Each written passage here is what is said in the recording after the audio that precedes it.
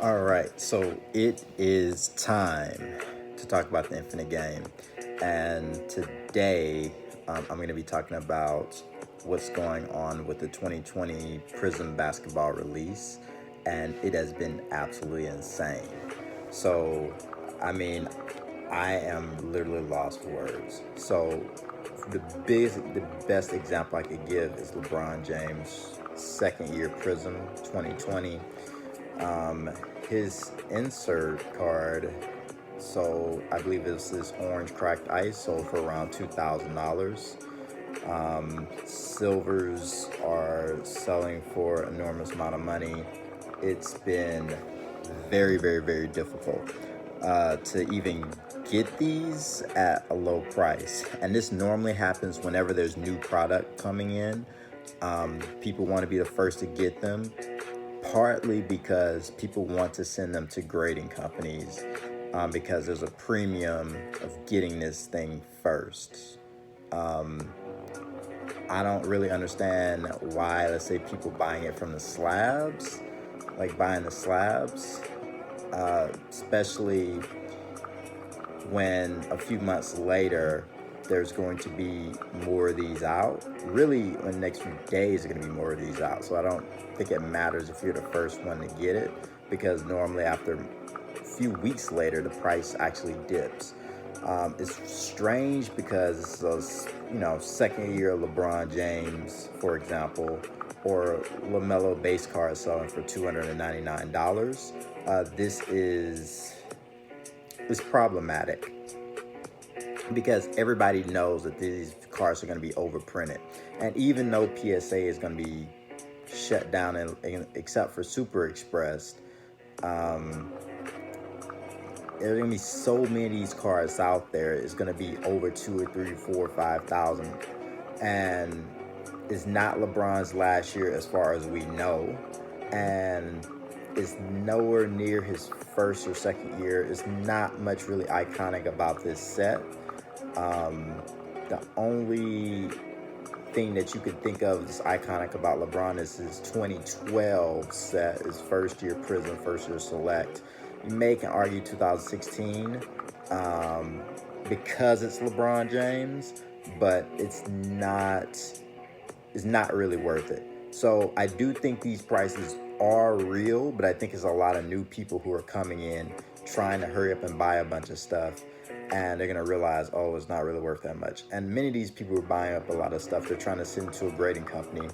Unless they're going to spend $300 for Super Express, they are going to do the best they can with these other grading companies, such as, SGC, HGA. If they can barely get in there, they only have limited submissions for HGA.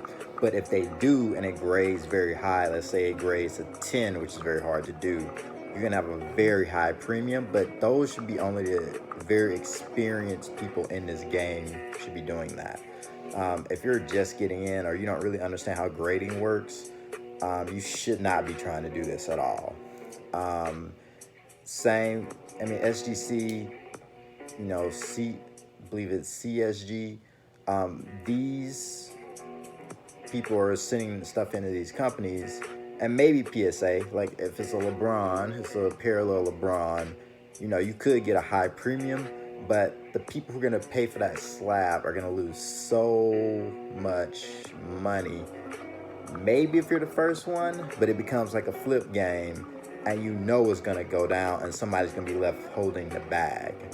And the print run may be, at least for the base cards, maybe 50,000 PSA 10s. Yeah, you're gonna have a lot of stuff in PSA 9 condition, just because of centering may be very bad on this product.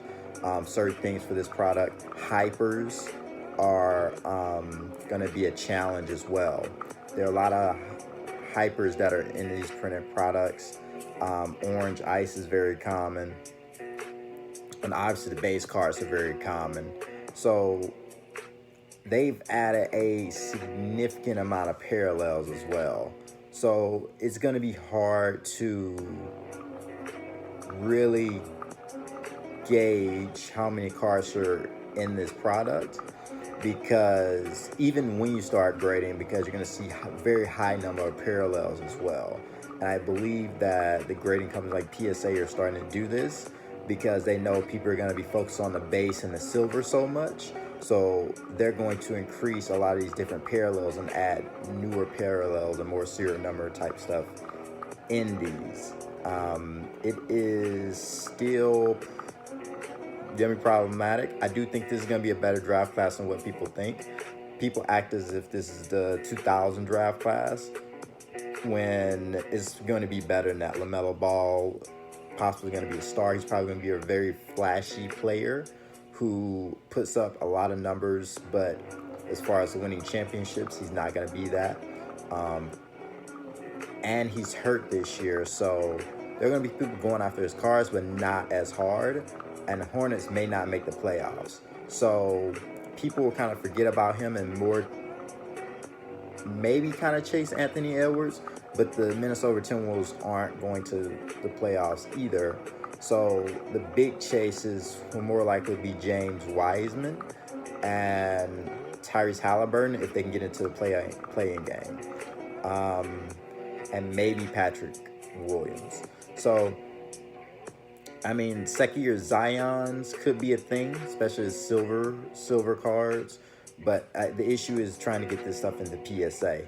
Unless you're going to pay $300 for a Super Express, it's not really worth it. I do see parallels for this set going crazy, especially if you get a serial number gold or something like that, like very high-end modern cards, ultra modern cards, but it's not worth it, and these prices are going insane. I don't think it's because of shield bidding.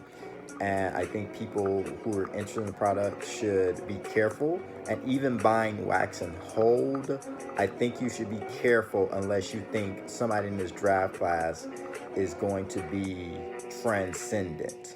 I do think this isn't really even the junk wax era. I think it's more of like the junk slab era, because now it's not really just overproduction of cards, but it's overproduction of graded cards, because just about everything that has some sort of value is going to have a slab.